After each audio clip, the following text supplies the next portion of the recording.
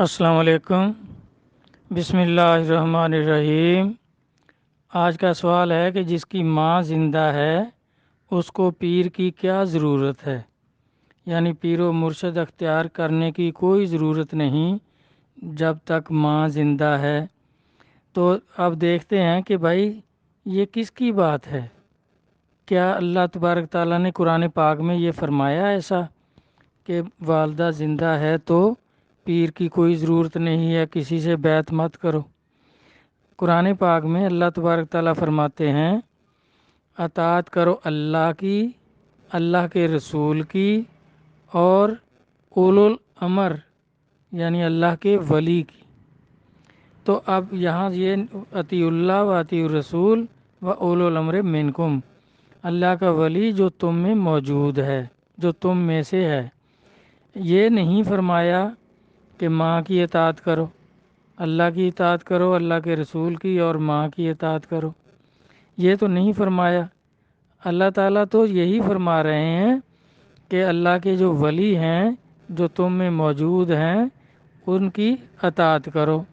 اور دوسری جگہ فرمایا کہ حشر میں تمہیں اماموں کے ساتھ، جو تمہارے امام ہیں جن کی پیروی کرتے ہو، جو تمہارے پیشوا ہیں، ان کے ساتھ بلاؤں گا اور تمہارے دائیں ہاتھوں میں تمہارے اعمال نامے پکڑاؤں گا۔ تو اعمال نامے کے دائیں ہاتھ میں ہونا یہ جنت کی بشارت ہے۔ اور یہ نہیں فرمایا کہ میں تمہیں تمہاری ماں کے ساتھ بلاؤں گا اور دائیں ہاتھ میں تمہارا اعمال نامہ پکڑاؤں گا۔ تو یہ اس طرح بھائی قرآن پاک میں تو یہ کسی آیت میں یہ ایسا موجود نہیں ہے کہ ماں کی اطاعت کرو اور پیر کی ضرورت نہیں ہے۔ اگر کسی کے علم میں ہے تو وہ آیت شیئر کر دیں، اس کی بڑی مہربانی، ہمارے علم میں اضافہ ہو جائے گا۔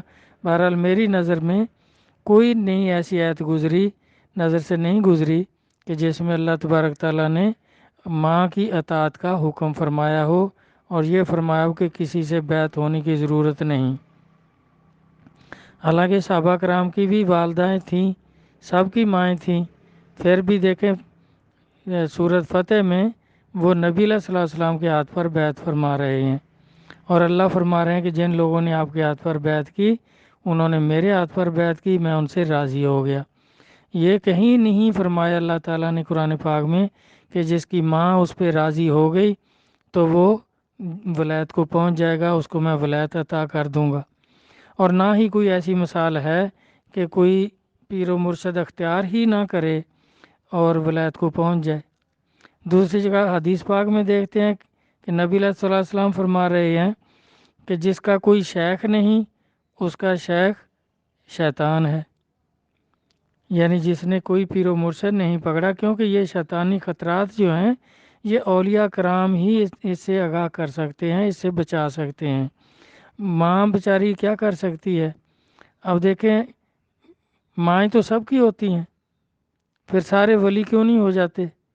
جن لوگوں کو مرشد کامل ملتے ہیں ان کے کھاتے میں ہی اللہ کی معرفت آتی ہے، ان کو ہی نصیب ہوتی ہے۔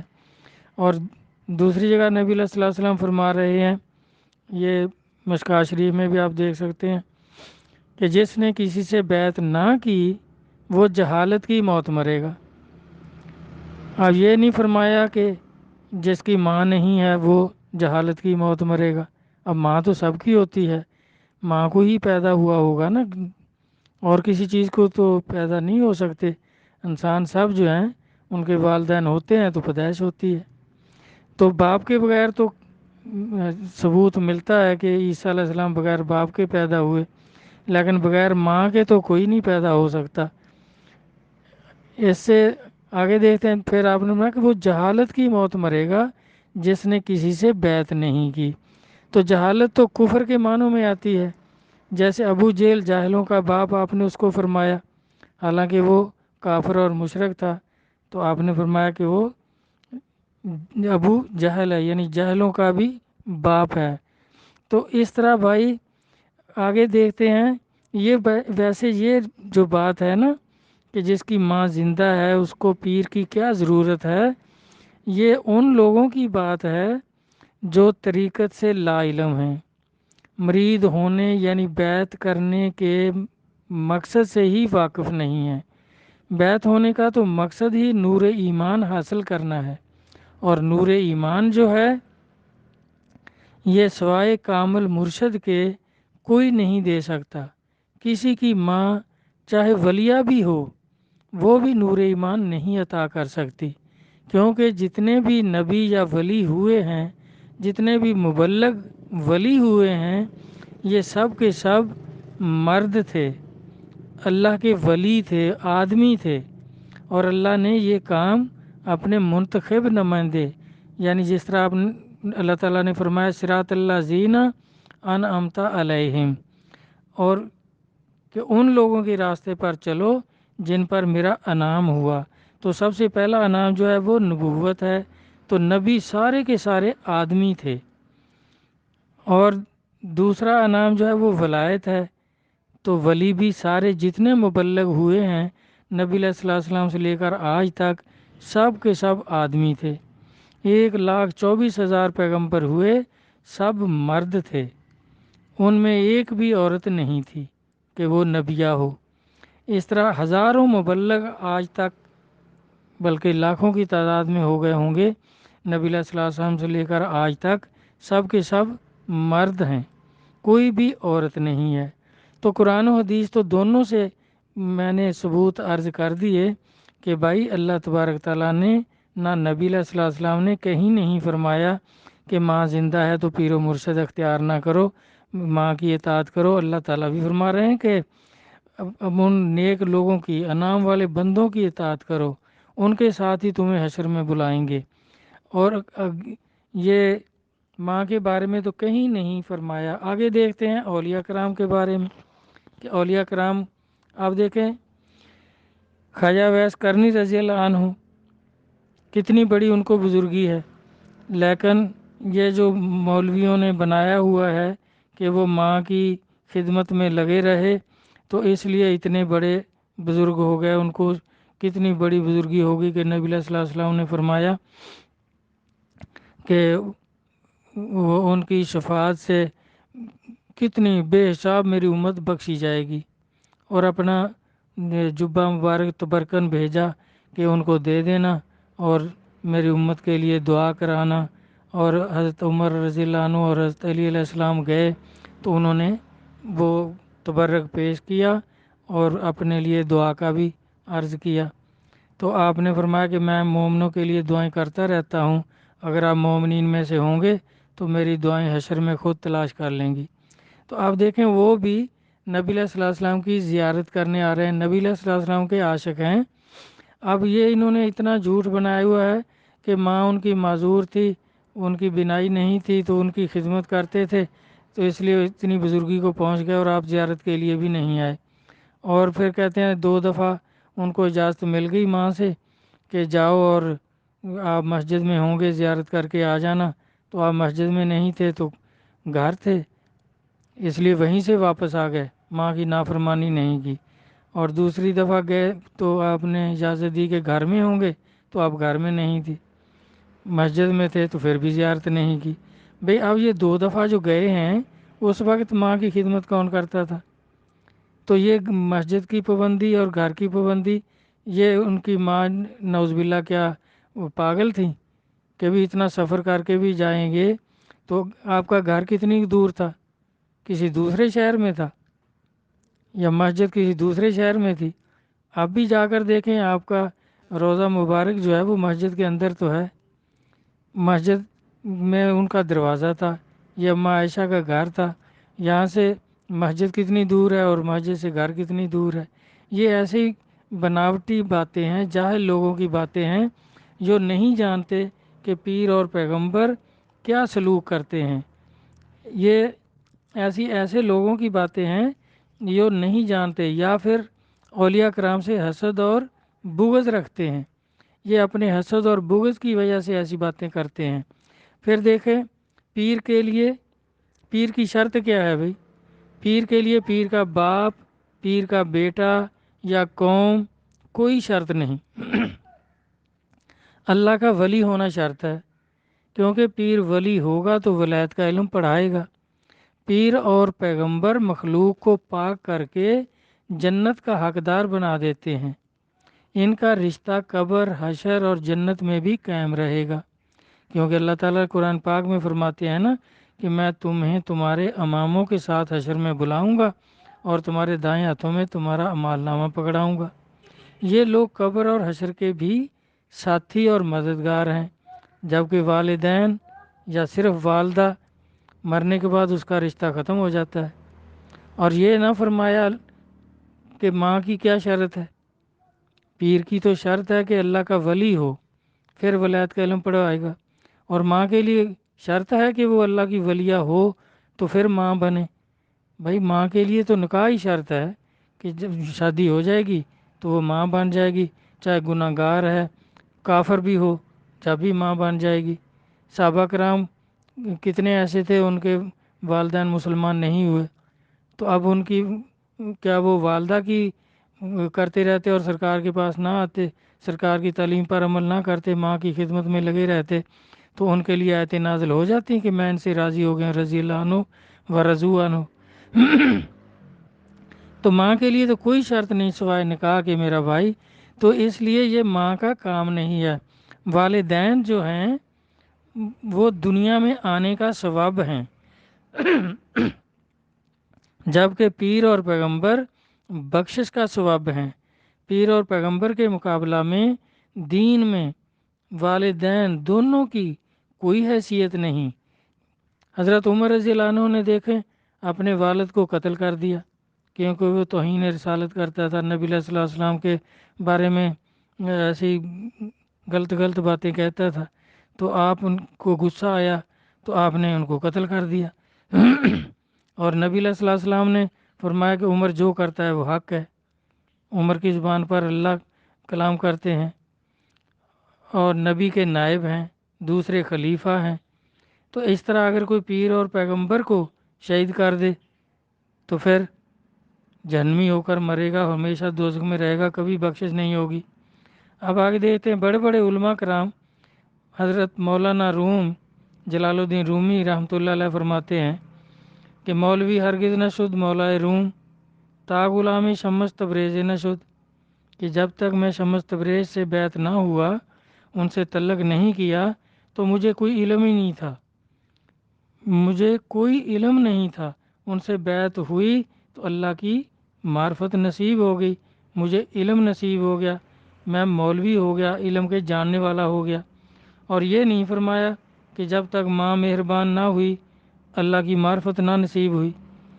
اب دیکھیں بھائی کہیں سے بھی اس کا ثبوت نہیں ملتا، نہ اولیاء کرام سے، نہ ہی قرآن پاک سے، نہ حدیث مبارکہ سے، کہ والدہ اگر زندہ ہے تو پیر مرشد کی کوئی ضرورت نہیں ہے۔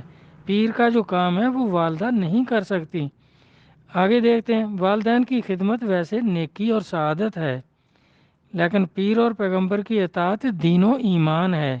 یہ سعادت، فیض و برکت، ایمان کی دولت، اللہ کی معرفت و رضا، یہ مرشد کامل کے سوا کہیں سے بھی نصیب نہیں ہو سکتی۔ والدین کافر و مشرک سب اولاد آدم کو نصیب ہیں، لیکن مرشد کامل چند خوش قسمت لوگوں کو نصیب ہوتے ہیں۔ میاں محمد بخش صاحب بھی یہی فرماتے ہیں کہ بن مرشداں راہ نہیں ہاتھ آوندے، دودھاں باج نہ پکدی کھیر سائیں۔ اور یہ نہ فرمایا کہ ماں زندہ ہے تو تمہیں راستہ مل گیا ہے، اب پیر کی ضرورت نہیں، یہ تو کسی بزرگ نے نہیں فرمایا۔ آگے دیکھیں بابا فرید الدین شکر گنج قدس سر عزیز ان کا مشہور واقعہ ہے، وہ فرماتے ہیں کہ جب ہم بڑے یعنی عاقل بالغ ہو گئے اور دین کے علم میں فارغ التحصیل بھی ہو گئے، تو ایک دن والدہ صاحبہ نے فرمایا بیٹے مرشد کامل تلاش کرو اور بیعت ہو جاؤ۔ آپ فرماتے ہیں کہ میں نے سوچا کہ میں والدہ صاحبہ کے حساب سے عبادت کم کرتا ہوں، اس لیے پیر و مرشد کا فرما رہی ہیں، میں نے عبادت زیادہ شروع کر دی۔ کچھ وقت کے بعد والدہ صاحبہ نے دوبارہ وہی فرمایا کہ بیٹا مرشد کامل کی تلاش کرو، تو بابا صاحب فرماتے ہیں کہ میں نے عرض کیا اماں مرشد کریم بھی تو عبادت کا ہی فرمائیں گے، میں اب رات دن عبادت کرتا ہوں، اگر آپ کو ابھی بھی عبادت کم محسوس ہوتی ہے تو میں اور زیادہ عبادت شروع کر دیتا ہوں۔ والدہ صاحبہ کچھ وقت کے بعد پھر وہی فرمایا کہ بیٹا مرشد کامل تلاش کرو، مرشد کامل مل جائیں تو انہیں اختیار کرو، یعنی مرید ہو جاؤ، کیونکہ مرشد کامل کے بغیر نفلی عبادت کرنے سے تکبر پیدا ہو جاتا ہے۔ جس طرح ابلیس لعنتی ہوا ہے، وہ بھی بہت زیادہ عبادت کرنے سے متکبر ہو گیا کیونکہ اس کا کوئی مرشد نہیں تھا۔ تو اس طرح جب مرشد کامل مل جائیں تو ان کی اطاعت کرو، اور اسی لیے اس نے بہت عبادت کی وجہ سے ہی شیطان میں تکبر آ گیا کہ آدم علیہ السلام نے تو ابھی کوئی عبادت بھی نہیں کی، میں اتنی عبادت زیادہ کرتا ہوں۔ شیطان ابلیس سے بچنے کے لیے مرشد کامل اختیار کریں۔ پھر آپ فرماتے ہیں کہ میں نے تلاش شروع کی، اللہ نے کامیابی عطا فرمائی، اور آپ خواجہ قطب الدین بختیار کاکی قصلہ سر عزیز سے بیعت کر کے ان کی اطاعت میں رہے اور راہ سلوک میں کامیابی سے ہمکنار ہوئے۔ آپ بحر و بر کے کتب ہیں، زمانہ جانتا ہے، دنیا میں یا فرید حق فرید کے نعرے لگتے ہیں۔ آپ کتب مدار ہیں، 2 سلسلے 2 نسبتیں آپ سے جاری ہوئی، صابریہ چشتیہ اور نظامیہ چشتیہ۔ صابر صاحب کتنے بڑے بزرگ ہیں، اور نظام الدین اولیاء ان کو محبوب الہی نہ کہو تو پتہ نہیں چلتا کہ نظام الدین کس نظام الدین کی بات کرتے ہیں آپ۔ اب غور فرمائیں، اگر آپ قطب الدین بختیار کاکی قصلہ سر عزیز سے مرید نہ ہوتے، والدہ صاحبہ ہی کو کافی سمجھتے اور والدہ صاحبہ بھی زور نہ دیتی کہ بیٹا پیر اختیار کرو، اور یہ فرما دیتی کہ پیر کی کیا ضرورت ہے، تو پھر کیا ہوتا؟ آپ کو بھائی کوئی نہ جانتا کہ کون ہے مسعود۔ یہ سب خواجہ قطب صاحب کا فیض و کرم ہے کہ مسعود سے بابا فرید شکر گنج قصلہ سے لذیذ ہو گئے۔ فرید الدین آپ کا نام نہیں ہے، فرید بھی آپ کا نام نہیں، آپ کا اسم مبارک مسعود ہے۔ فرید کہتے ہیں یکتا کو، فرید الدین دین میں یکتا، کہ ان جیسا اس وقت دین میں دوسرا کوئی نہیں تھا جو آپ کو مراتب نصیب ہوئے ہیں۔ تو یہ سب پیر و مرشد کا فیض و کرم ہے۔ اب دیکھیں غوث اعظم شیخ عبد القادر جیلانی قصلہ سر العزیز کتنے بڑے ولی ہیں، کتب ہیں اور پیدائشی ولی ہیں۔ آپ کی والدہ صاحبہ عابدہ زاہدہ اور کتنی بڑی اللہ کی مقبول بندی تھی، اور والد صاحب بھی نیک اور صالح تھے۔ اس کے باوجود آپ نے پیر و مرشد اختیار کیا۔ ابو سعید بن مبارک مخزومی سے مرید ہوئے تو ان سے خلافت یافتہ ہو کر آپ غوث اعظم کہلائے، اور کس مراتب کو پہنچے کہ اعلان فرما رہے ہیں کہ سب ولیوں کے کندھوں پہ میرا قدم، ورنہ آپ تو حسنی حسینی سید تھے۔ آپ کو آپ کی والدہ بھی تھیں اور نیک تھیں، اور ان کی پہلے کتنی اطاعت بھی کی انہوں نے کہ وہ ڈاکوؤں کا گروہ آپ کو دیکھ کر، آپ کی ایمانداری کو دیکھ کر، آپ کے سچ کو دیکھ کر سارے کے سارے تائب ہو گئے تھے، کیونکہ آپ نے وہ دینار بتا دیے کہ میری گدڑی میں ہے، نکال لو۔ تو انہوں نے کہا تو نہ بتاتا تو تیرے یہ پیسے بچ جاتے۔ تو آپ نے کہا میری ماں نے بولا تھا جھوٹ نہیں بولنا۔ اب دیکھیں ماں کی کتنی فرما برداری کر رہے ہیں، اور ماں بھی کتنی نیک ہے، وصیت کرتی ہیں کہ نصیحت کرتی ہیں کہ جھوٹ نہیں بولنا۔ پھر بھی آپ مرید ہوئے ابو سعید بن مبارک مخزومی سے تو ان مراتب کو پہنچے۔ جتنے بھی بڑے بڑے ولی ہوئے ہیں، داتا صاحب دیکھیں، وہ بھی ماں کی فیض سے نہیں داتا کہلائے، وہ بھی قتلی علیہ رحمت سے مرید ہوئے، ان کی تعلیم پر عمل کیا تو علی سے داتا علی حجویری ہو گئے۔ تو اس طرح جتنے بھی بڑے بڑے بزرگ ہیں سب کے سب دیکھیں مرید ہیں۔ اور یہ جو کسی نے کہا ہے، یہ تو نبی علیہ الصلوۃ والسلام کے فرمان پاک کے مطابق ابن ماجہ جلد دوم فرقوں کا باب، نبی علیہ الصلوۃ والسلام فرما رہے ہیں 3993 نمبر حدیث ہے کہ میری امت کے 72 فرقے ہوں گے، سنتین و سبعین فرقتن کلہ فی النار، کہ 72 فرقے ہوں گے، سارے دوزخی ہوں گے، سب آگ میں جائیں گے۔ یہ جو لوگ ہیں، یہ جو 72 فرقوں کے دوزخی مولوی ہیں، یہ ان کی بات ہے کیونکہ یہ اولیاء کرام سے لوگوں کو متنفر کرتے ہیں کہ ماں ہی کافی ہے، بس بزرگوں کے پاس جانے کی ضرورت نہیں ہے، بیعت ہونے کی ضرورت نہیں ہے۔ تو نبی علیہ الصلوۃ والسلام کے فرمان کے مطابق یہ ان دوستیوں کی بات ہے، نہ ہی اللہ کا فرمان ہے، نہ ہی نبی علیہ الصلوۃ والسلام کا فرمان ہے، نہ ہی کسی اللہ کے ولی کا فرمان ہے کہ ماں زندہ ہے تو پیر کی ضرورت نہیں۔ سب کا یہی عقیدہ تھا، سب اولیاء کرام متفق ہیں کہ والدین جتنے بھی نیک ہوں پھر بھی پیر کی ضرورت ہے، پیر بھی مرشد کامل ہو، اللہ کا ولی ہو، اس سے بیعت کر کے اللہ کی معرفت کو آپ ضرور پہنچیں گے انشاءاللہ۔ اللہ کے رسول اور اولیاء کرام کے فرمانات کو سمجھنے کی توفیق عطا فرمائیں، اور ان دوستیوں کے باتوں سے حفاظت فرمائیں، ہر مسلمان کی حفاظت فرمائیں۔ تو آمین۔ اللہ حافظ۔